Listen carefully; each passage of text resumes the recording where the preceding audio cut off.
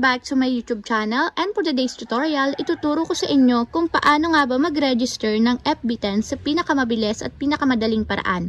But first, kindly subscribe to my channel and don't forget to hit the subscribe button and the bell to notify you for the new updates. And if you want to learn more, just keep on watching and let's start. So ayan, for today's video, pumunta muna kayo sa mismong phone dial ng inyong mobile phone. So ayan, itatap ko na yung sa akin. Then pagka-open ng inyong phone dial, i-type nyo yung asterisk 123 number sign. So ayan, magdadagdag tayo dito ng 10 tsaka number sign. So ayan, ito yung shortcut para mapunta kayo sa mismong FB10. So ang gagawin nyo lang kapag okay na, i-dial nyo na siya.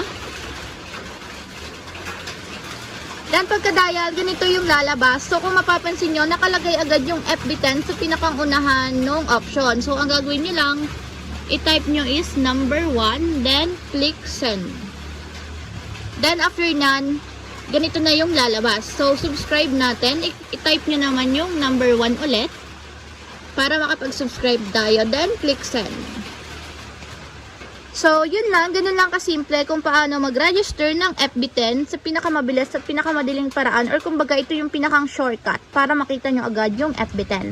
If you have a question, comment down below and don't forget to hit the subscribe button and the bell to notify you for the new updates. And thank you for watching! Every day, late at night, not okay. All I want, and I pray.